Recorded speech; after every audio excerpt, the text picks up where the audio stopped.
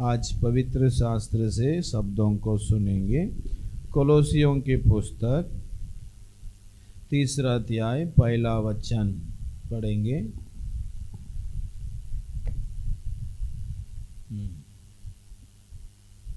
कोलोसियों की पुस्तक 3 का 1 वचन।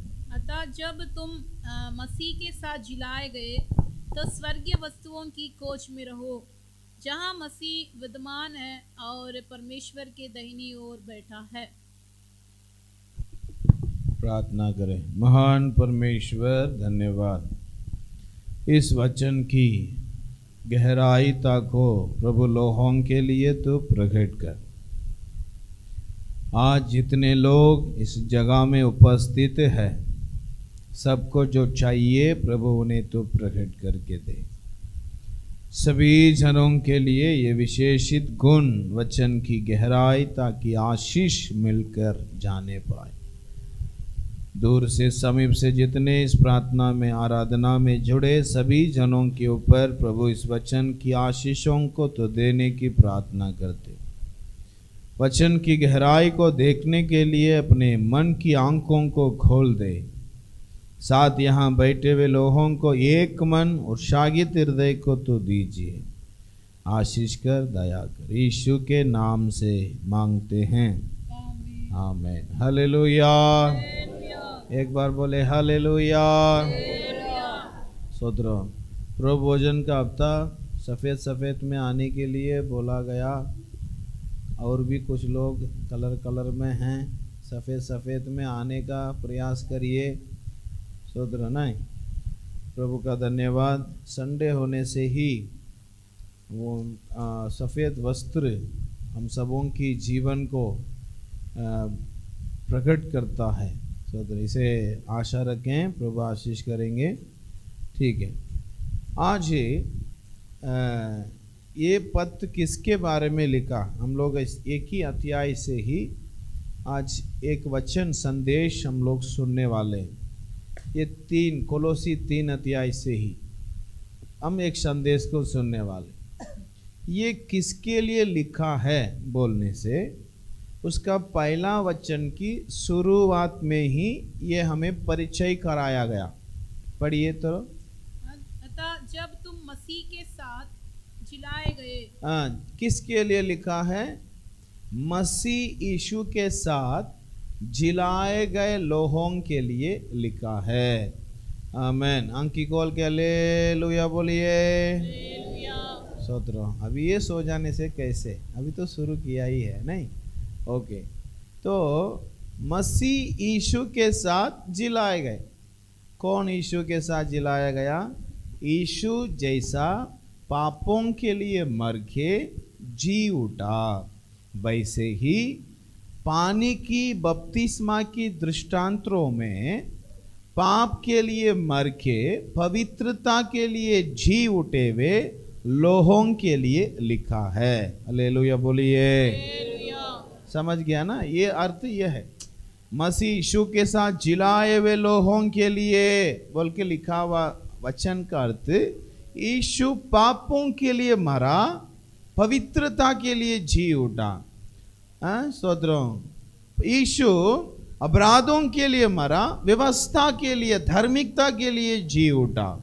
आमीन। आदम में सब हम मरते हैं, यीशु में सब हम जिलाए जाते हैं। 1 कोरिन्थी 15 अध्याय में लिखा है, 15 आदम में सब मरते हैं पर प्रभु यीशु में सब जिलाए जाते हैं। आमीन। Praise the Lord. तो आज हमें यकीन है। क्या यकीन है? बच्चे लोग सुनो, क्या यकीन है? मैं मसीह यीशु का लहू की क्षमा पाकर, लहू की क्षमा प्राप्त करके मसीह यीशु में मैं जिलाया गया हूँ। जैसा यीशु पापों के लिए मर के धार्मिकता के लिए जी उठा, वैसे मैं भी पानी की दृष्टांत यानी कि पानी की बपतिस्मा लेते समय मेरे पापों को प्रभु ने क्षमा किया है। मुझे इस बपतिस्मा लेने की पवित्रता में प्रभु मुझे योग्य बनाया है करके मैं गवाह देकर पानी में डूबकर उस पानी से निकला। यानी कि संसार के लिए मरकर प्रभु के लिए जी उठा, अब मैं नया हुआ। वचन लिखा, मैं नया हुआ, पुराना सब बीत गया। ये एक दृष्टांत, माने एक एग्जाम्पल, एक नमूना। पानी में डूबकर, इसका मतलब पानी में डूब कर निकल जाने से, डुबकी लेने से बस सब कुछ चला गया, ये नहीं सोचिए। पानी की बपतिस्मा कौन लेते हैं? जो पहले अपना मन की, शरीर रोज रोज हम नहाते हैं, नहीं, उससे हमारी मन शुद्ध नहीं किया जाता। ये बात आपको याद रखना चाहिए। पानी का बपतिस्मा ले लेने से बस मैं शुद्ध हो गया, पवित्र हो गया, ये भी अर्थ नहीं है। ये मतलब पानी की बपतिस्मा कौन लेता है? जो अपने मन को प्रभु यीशु की लहू से धोया हो, जो अपने संसार की पापों के लिए मरा हो, जो उद्धार प्राप्त किया हो, वो पानी की बपतिस्मा में अंगीकार करता है। हाँ, इस पानी की बपतिस्मा के द्वारा मैं ये अंगीकार करता हूं कि प्रभु यीशु ने मेरे पापों को क्षमा किया। हालेलुया बोलिए। स्वतः एक जन बोल रहे थे मुझे नदी में बपतिस्मा लेना चाहिए। मतलब उनका कहना गलती नहीं है, बस कहने की बात बताता हूँ। क्यों बपतिस्मा नदी में लेना चाहिए? नहीं, मैं बपतिस्मा लेते समय वो नदी का पानी में सब धो के चला जाना चाहिए। मेरे पाप, अपराध, श्राप सब नदी में चला जाना चाहिए, इसलिए नदी में लेना है। हम जमा पानी में नहीं लेगा। तो मतलब मुझे समझ में नहीं आ रहा है। तो मन के अंदर के पाप पानी में डुबकी लगाने से कैसे धो के चला जाएंगे दूसरा देश? हैं, ऐसा है क्या? विश्वासी लोग को समझना चाहिए। मन को शुद्ध करने के लिए, मन को शुद्ध करने के लिए यीशु के लहू की अंगीकार ही काफी है। हालेलुया। पर ये आ गया, बपतिस्मा आ गया, क्या आ गया? यीशु मसीह की आ गया। उसे मानते हैं, उस दृष्टांतों के द्वारा हम प्रकट करते हैं कि मैं खुद रीति से नहीं, अभी प्रकट रूप से मैं अंगीकार करता हूं, यीशु ही उद्धार करता है। यीशु की लहू मेरे सारे पापों को धोकर शुद्ध किया है। मैं प्रभु का हूं, ये मैं अंगीकार करता हूं। कहां पे? पानी में। हालेलुया बोलिए।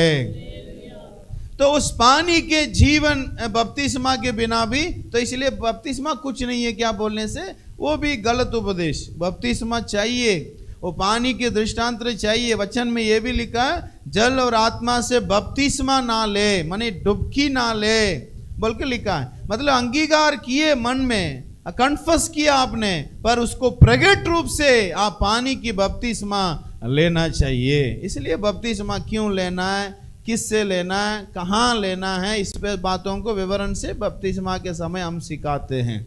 प्रिय लोगों, इसमें से कोई भी बपतिस्मा नहीं लिया हुआ क्यों ना हो, जल्दी से अंगीकार करे। आप प्रभु यीशु के आज्ञाओं को मानकर उनके साथ नई सृष्टि हो जाने के लिए पानी की दृष्टांतों को पूरा करे। हालेलुया। तो उन सब के लिए ये वचन लिखा है जो मसीह यीशु के साथ जिलाया गया। इनमें से कितने लोग कह सकते हैं, मैं मसीह यीशु के साथ जिलाया गया हूं? हालेलुया बोलिए। वेरी गुड, आप लोग यकीन है, ठीक है। लेकिन उन जिलाए गए लोगों को परमेश्वर क्या कहते हैं? वचन में क्या कहता? पौल कोलोसी कलीसिया को क्या परामर्श देते हैं, उसे हम ध्यान देना चाहिए। तो पढ़िए। तो स्वर्गीय वस्तुओं की खोज में रहो, स्वर्गीय वस्तुओं की खोज में रहो, जहाँ मसीह विद्यमान है और परमेश्वर के दाहिनी ओर बैठा। परमेश्वर की दाहिने ओर बैठा। स्वर्गीय वस्तुओं का खोज में रहो।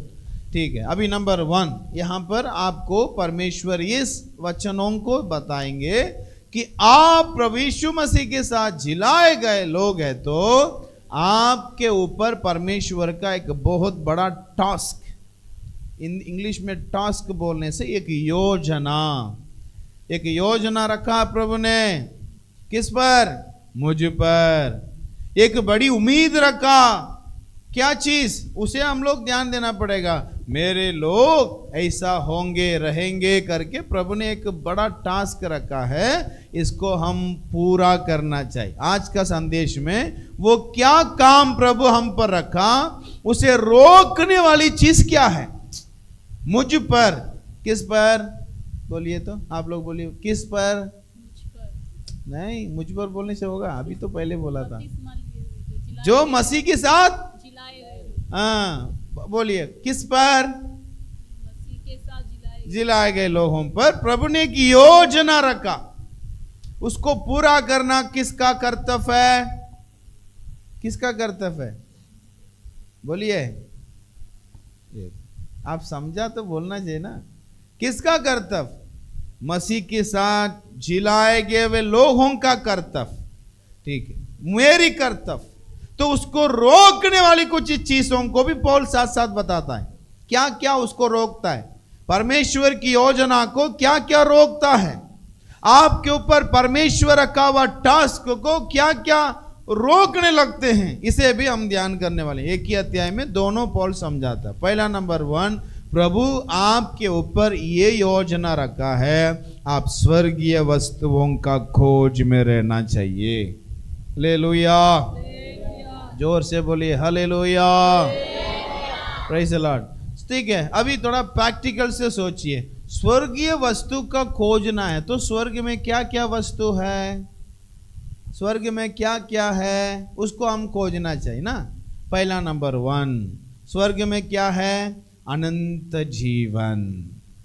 आमीन बोलिए। पृथ्वी में क्या है? पृथ्वी में क्या है?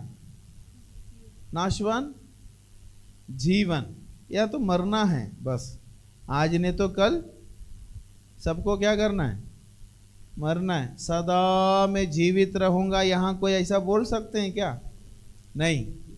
हाँ, कल मेरा पैर ठीक था, आज मेरा पैर फूल गया, ये देखिए, कल मेरा कोमर ठीक रहा, आज मेरा कोमर दर्द करने लगता है। आज मैं पहले 18 उम्र का था, आज भी 18 उम्र का रहेंगे? नहीं, सोच बदलते जाता दिन। लेकिन स्वर्ग में क्या है? अनंत जीवन, आनंद की जीवन, उसे ढूंढना चाहिए। Praise the Lord. इसीलिए तो यीशु ने कहते हैं, देखो आज आपका प्राण निकल जाएगा तो आपका आत्मा कहां जाएगा? अनंत जीवन को तो जाना चाहिए ना, उसको खोजना चाहिए। हालेलुया बोलिए।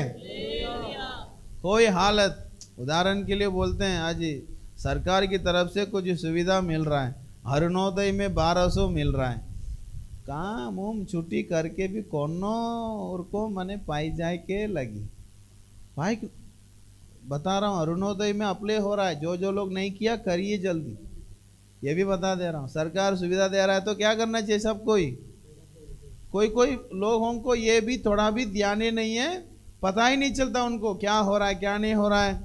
अच्छा स्कीम उसको पाना चाहिए, कोई हालत में उसको पाने का प्रयास करिए। और हाई वाई और जो नहीं लिखाया वो लोग लिखवाइए, कल में लास्ट डेट रहा, कौन कौन लिखाया मालूम नहीं, जिसके पास रेशन कार्ड है वो लोग लिखा सकता है, ठीक। मतलब कुछ फैसिलिटी मिल रहा है उन्हें, कोई हालत क्या करना पड़ेगा? पाना पड़ेगा। देखिए मैं आत्मिक बात करता हूं, है ना, इस संसार में हमें कोई हालत सब कुछ हासिल करना पड़ेगा, रहने के लिए एक घर हासिल करना पड़ेगा, आना जाना के लिए एक साधन की हासिल करना पड़ेगा, परिवार के लिए हम बच्चों को ज्ञान बुद्धि पढ़ाई हासिल करना पड़ेगा, सब कुछ तो चाहिए। हम करते हैं नहीं करते हैं, अब अपने हम प्रयास जितना हो सके हर इंसान करते। आत्मिक बातों को कहता हूं, ये मात्र जीवन नहीं है। आज मेरे प्राण निकल जाए, मेरी आत्मा कहां जाएंगे? इसलिए तो उन सभी लोगों के लिए प्रभु ने सिखाया, आप स्वर्ग में जो है ना उसका खोज करो, ताकि उसे पाने का प्रयास करो। जो आपके लिए रखा हुआ मुकुट है उसे पाने की दौड़ लगाते रहो। आमीन बोलिए। क्योंकि छीनने के लिए एक जन तैयार है, चोर आपका मुकुट को चुराने की तैयारी में है। कहां पे? आपकी चौखट में। इसीलिए आपको खोजते रहो कि आपके लिए रखा हुआ अनंत जीवन को। हालेलुया बोलिए। क्या फायदा है अनंत जीवन अगर नहीं पाएगा? प्रभु आते समय अगर कोई छोड़ दी जाए, वचन में ये लिखा, इसको पढ़ने से मन तो ढबक लबक होना चाहिए। कैसे? 2 जन खेत में रहेंगे, एक उठा लिया जाएगा, एक छोड़ दी जाएंगे। 2 जन चक्की पीसते रहेंगे, एक उठा लिया जाएगा, एक छोड़ दी जाएंगे। उसको सोचिए तो थोड़ा सा, मेरा घर में हम लोग 2-4 हैं, 2 है तो एक ले लिया जाएगा, ये बापरे नहीं, लगता है कि नहीं? मन सोचिए, आपका घर में 4 है, 3 हो गया, 4, 2 ले लिया, 2 छोड़, नहीं हे प्रभु, नहीं, सोचने का भी मन नहीं लगता है। नहीं, थोड़ा सोच के देखिए। प्रभु इसलिए तो सिखाया गया, स्वर्ग में आपके लिए रखा हुआ अनंत जीवन का खोज में प्रतिदिन रहो, ताकि आपकी मुकुट को कोई छीनने ना पाए। हालेलुया बोलिए। आज दुनिया में सब कुछ पाते, सब कुछ भंडार तोड़कर भंडार बनाओ। सोच रहा हूं, हम लोग भी गिरजाघर तोड़ के गिरजाघर बनाते। क्या चीज के लिए? आपको अनंत जीवन पाने के लिए तो ये सब कुछ प्रयास होता है। अगर इतना कुछ करके भी अगर मैं मेरे लिए रखा हुआ स्वर्ग में जो है अनंत जीवन उसे नहीं पाऊंगा, तो मेरे लिए क्या लाभ है? परमेश्वर परामर्श देते थे कि एक जवान व्यक्ति परमेश्वर के पास आया, अनंत जीवन पाने के लिए मुझे क्या करना पड़ेगा? यीशु ने सब कुछ बताया, निर्देश किया, रास्ता बताया, ऐसे ऐसे करो। वो नहीं कर सका, वो छोड़ने नहीं सका, वो प्रभु के आदेश को पूरा नहीं कर सका, इसीलिए वो लौट के चला गया। तो प्रभु दुखित होकर कहता है, मैं तेरे अंदर की कमी को बता दिया हूं, फिर भी तुम उसको सुधार नहीं पाए। आज यहाँ बैठे हुए अनेक लोगों को परमेश्वर बात करते रहते, बताते रहते, आपकी कमी को प्रभु आपकी नजरों में लाते रहते, क्योंकि आप वर्तमान की इन चीजों के लिए नहीं, आपके लिए रखा हुआ अनंत जीवन को पाने की खोज में रहने के लिए बुलाए गए हैं। हालेलुया। ठीक है, नेक्स्ट जाएंगे। ओके, स्वर्ग में और क्या है? आनंद ही आनंद है मेरे यीशु के चरणों में। बोलिए, गाइए सब। आनंद ही आनंद है मेरे यीशु के चरणों में।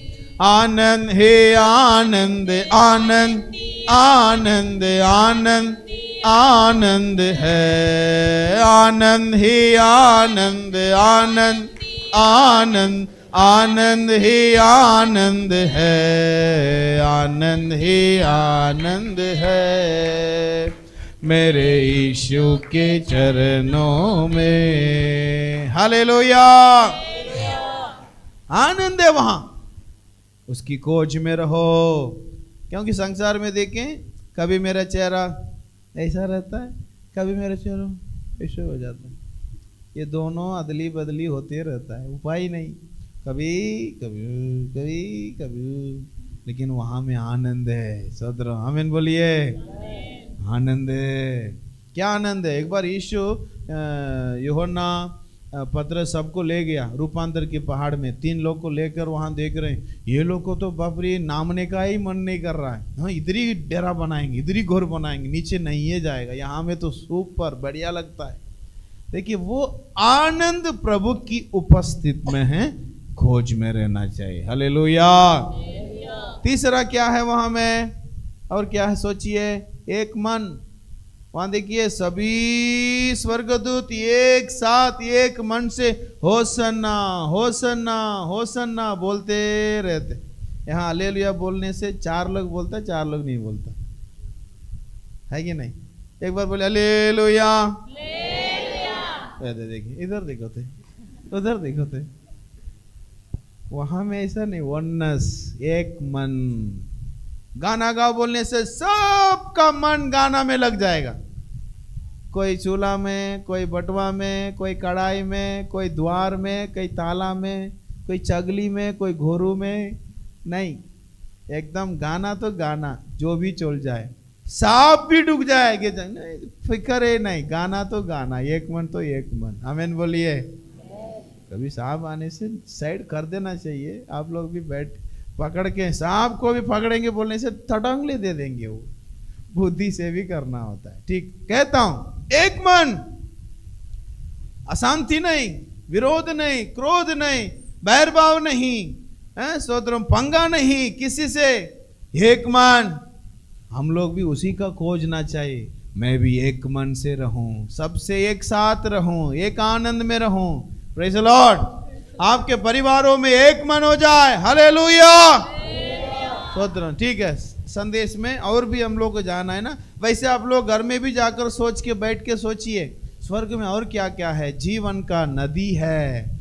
आमेन, प्रेज़ द लॉर्ड। जीवन का नदी है, आनंद की भरपूर है, प्रकाशन है, यीशु है, उनकी चरण है, दूसरा कुछ नहीं। यीशु के सिवा वहां कुछ नहीं, उनकी चेहरा के प्रकाशन से वहां ज्योति मिलता है। आमेन बोलिए। ठीक है, खोजना चाहिए, नंबर 1। दूसरा चीज यहां क्या है, उसे ध्यान दो। दूसरी चीज पढ़िए, दूसरा वचन। पृथ्वी पर की नहीं परंतु स्वर्गीय वस्तुओं पर ध्यान लगाओ। स्वर्गीय वस्तुओं पर ध्यान लगाओ। सहोदरों, जहां आपका ध्यान वहां आपका मन भी होगा। इसलिए प्रभु क्या कर, ध्यान लगाओ। आपका ध्यान कहां में लगना चाहिए? उन स्वर्गीय वस्तुओं पर। सहोदरों, पृथ्वी पर की नहीं। हमारा ध्यान को पृथ्वी अगर टान लेगा तो हमारा मन भी उसी की आधार पे बने रहेगा। सहोदरों, ध्यान में जो चीज बने रहेंगे, तो ध्यान मन की विचारों को स्वर्गीय आनंद से भरा लेना चाहिए। हर कदम, हर घड़ी, हर जगह। सहोदरों, हमारी मुंह से, ध्यान से स्वर्गीय आनंद की भरपूर भरे रहें। Praise the Lord. पृथ्वी पर की नहीं, स्वर्गीय वस्तुओं पर ध्यान लगाओ करके कहता है। आपके ध्यान कहां पर है? सहोदरों, प्रभु का वचन कहता है, अगर कोई प्रभु में जिलाया गया क्यों ना हो, वो अपने ध्यान को पृथ्वी पर की नहीं, स्वर्गीय वस्तुओं पर लगाने पाए। हालेलुया। सहोदरों, तीसरी वचन को पढ़ते हैं, वहां तीसरी बात लिखा है, पढ़िए। क्योंकि क्यों ध्यान लगाना चाहिए? क्योंकि तुम तो मर गए, तू मर गए और तुम्हारा जीवन मसीह के साथ परमेश्वर में छिपा हुआ है। मसीह के साथ मेरा जीवन प्रभु में छिपा हुआ है। इसलिए मुझे मसीही लोग कहते हैं। इसलिए मसीह में मैं छिप गया हूं। मैं अब दिखता नहीं हूं, मुझ में मसीह यीशु दिखता है। आमीन बोलिए।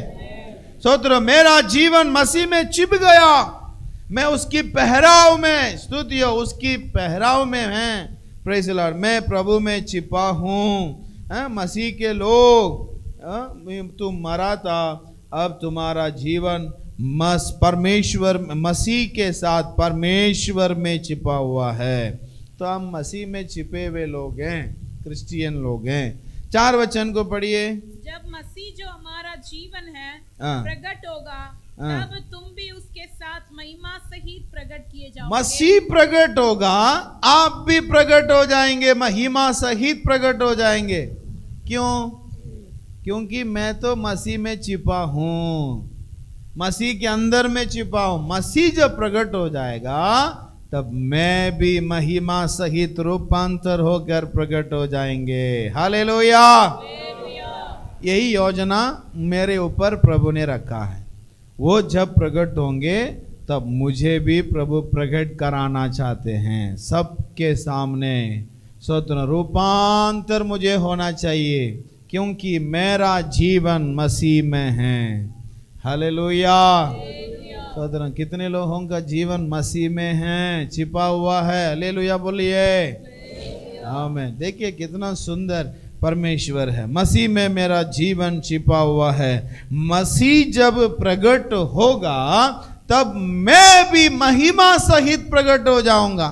ये चीजों के लिए इसकी इंतजार में तो मैं हूं, इसकी इंतजार में मैं हूं। अगर मैं मर भी जाऊं, मसीह जब प्रकट होगा, ये नाशवान देह अविनाश को पहन लेगा करके लिखा है। क्या पहनेगा? अविनाश को पहन लेगा, मतलब महिमा की स्वरूप को पहन लेगा। अगर वो मरने से मिट्टी में घास हो जाए, पर मिट्टी हो जाए, सड़ जाए कुछ, लेकिन मसीह प्रकट होते समय इस शरीर तो मिटेगा कि ये जीवन मसीह यीशु में छिपा है। आमीन बोलिए। मैंने स्टोर कर दिया, मैं लॉक कर दिया, मेरा जीवन को यीशु में मैं लॉक कर दिया। Praise the Lord. जब भी चाहे, बैंक जैसा, जब भी चाहे तो निकाल सकता है। आज लॉकर सिस्टम है बैंक सब में, सोना चांदी डॉक्यूमेंट सारा चीज को लॉकर में रख देते हैं। जब चाहे तो फ्रेश ताजा निकाल सकते, कुछ नहीं होगा, कीड़ा नहीं लगेगा, चोरी नहीं होगा, सुरक्षित होता है। आज मैं भी, आप हर एक भी इस नाशवान शरीर की चिंता फिक्र करने वाले नहीं, पर आपके जीवन मसीह में छिपा है। हालेलुया करिए। गुप्त धन के रूप में प्रभु यीशु में आपका जीवन छिपा है। शैतान चाहे तो इस शरीर को कुछ कर सकता, पर आपके जीवन को नहीं, छूने के अधिकार उसकी नहीं। जब वो प्रकट हो जाएगा, महिमा सहित मेरा जीवन प्रकट हो जाएंगे। हालेलुया। सोदरों, कितना महिमा, कितना आदर देखिए मेरे लिए। Praise the Lord. महिमा सहित मेरा जीवन प्रकट होंगे, तब मैं आमने सामने उसको देखूंगा। Praise the Lord. 15 अध्याय को 1 कुरिन्थी में पढ़कर देखते समय वहां पौल अच्छी रीति से कहता है, ये नाशवान देह बोया जाता है, वहां से अविनाशी देह जी उठेंगे। Praise the Lord. ये मरणहार देह बोया जाता है, वहां पर जीवित एक शरीर जी उठता है। कब?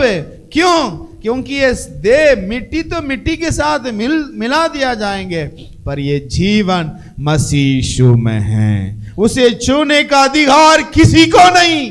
Praise the Lord. आमीन बोलिए। आमीन। प्रभु का धन्यवाद। ये टारगेट, ये योजना प्रभु आपके ऊपर, मेरे ऊपर रखा।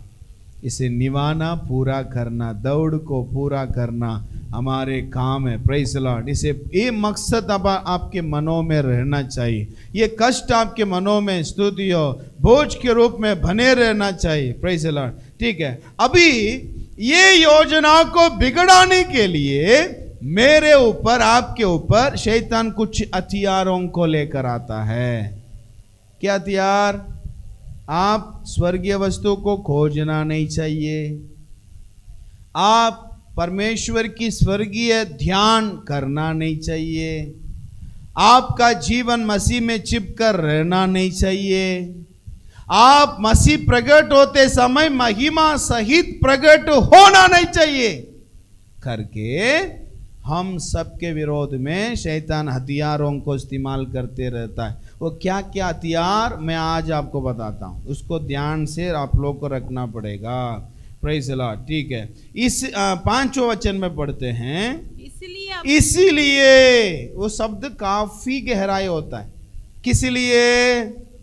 ये सब होना नहीं चाहिए बोलकर, इसलिए प्रिय लोगों, ये सतर्क रहने की समय, ये ध्यान पूर्वक जीने का समय, मसीह में जिलाए हुए लोगों को कर्तव्य समझकर आगे बढ़ने का समय।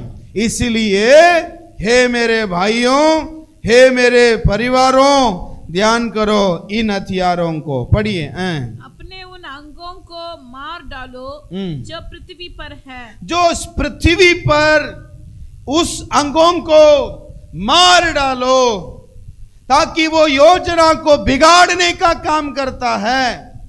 आपकी शरीर की अंगों को इस्तेमाल करके शैतान उस महान परमेश्वर की योजना को गिराने की विचार करता है।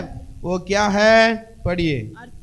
अर्थात व्यभिचार, अशुद्धता, दुष्ट कामनाएं, बुरी लालसा और लोभ को जो मूर्ति पूजा के बराबर है। लोभ, मूर्ति पूजा के बराबर की लोभ।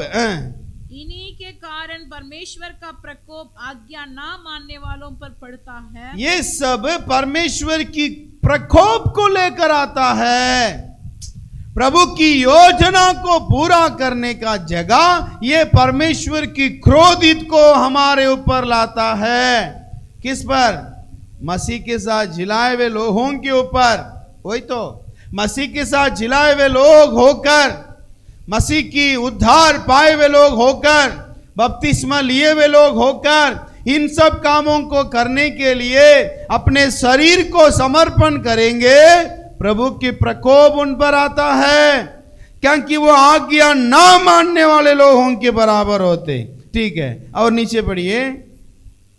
और तुम भी जब इन बुराइयों में जीवन बिताते थे तो इन्हीं के अनुसार चलते थे, इन्हीं के अनुसार चलते भी थे। पर अब तुम भी इन सब को अर्थात पर इन सब को, अब इस सब को पहले थे, अब नहीं होना चाहिए। देखिए पौल क्या कहता है, पहले हम सब इसमें थे, नहीं बोलकर नहीं हैं।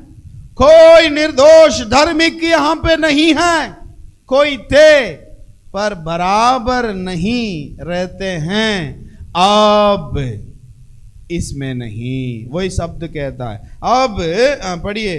अब तुम भी इन सब को अर्थात क्रोध, ऊपर में जो बता दिया ना, लोभ के साथ क्रोध, रोष, बैरभाव, निंदा और मुंह से गालियां बकना, मुंह से गाली देना, ये सब बातें छोड़ दो। सभी बातें छोड़ दे। पहले करते थे, अभी कोई नहीं करने का है, अभी छोड़ने का है, क्योंकि आप मसीह में जिलाए हुए लोग हैं, जीवन को मसीह में रखे हुए लोग हैं, महिमा सहित प्रकट होने वाले लोग हैं। हालेलुया।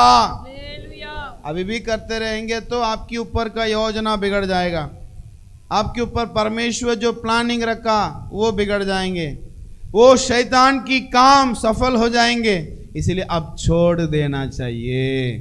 तो अभी भी कोई विश्वासी लोगों को मुंह से गालियां देना सरल से आता है, गाना जैसे आता है। वो कब प्रकट होगा? वो जगह जगह में प्रकट होता है, हर समय नहीं, जगह जगह में। जैसे अलमारी में रखा हुआ, गोदरेज में रखा हुआ चीज निकाल कर हम लोग कभी इस्तेमाल करते, वैसे कभी कभी मन के अंदर से गालियां भोंकना, डड़ाम बुड़ाम। वो डड़ाम बुड़ा आज भी बोलते रहेंगे तो देखिए हम ये सब को छोड़ना चाहिए।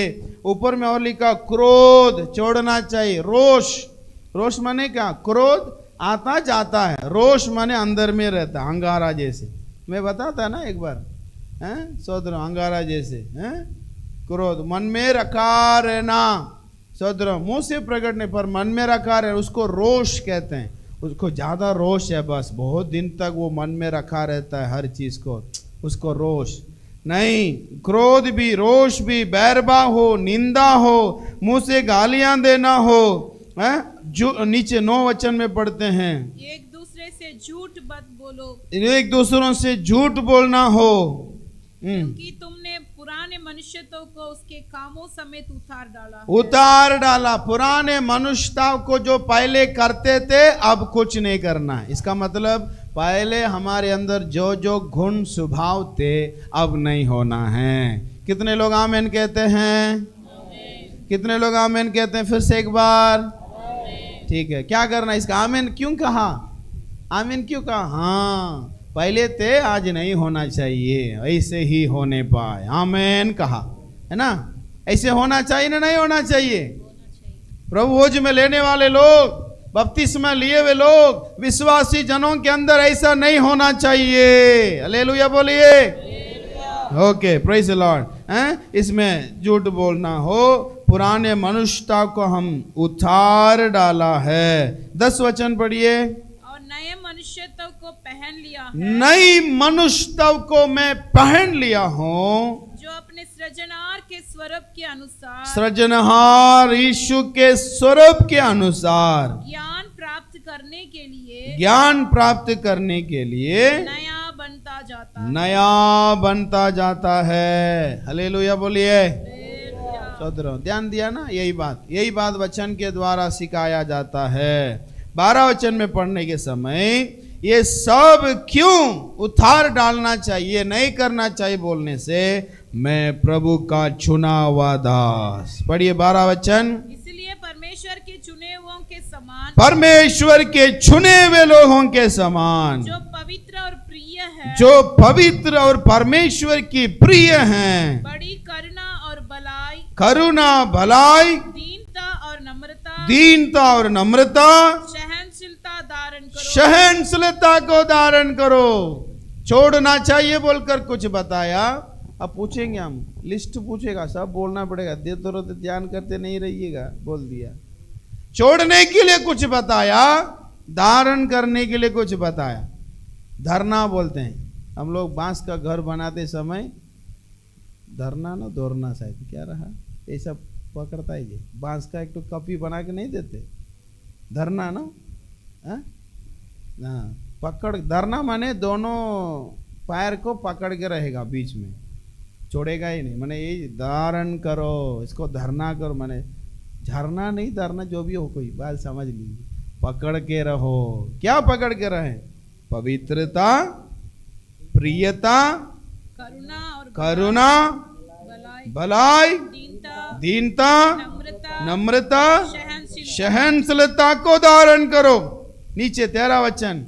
और यदि किसी को किसी पर दोष देने का कोई कारण हो, कारण होने से भी तो एक दूसरे की सह लेना चाहिए, क्षमा करना चाहिए। मतलब कारण हो, ठीक है, मेरे तरफ कोई कसूर नहीं है, उसका ही कसूर है, फिर भी कसूर है, मालूम है आपको, पर गलती नहीं है, उसका ही गलती नहीं होने से भी क्या करने के लिए बोला बाइबल?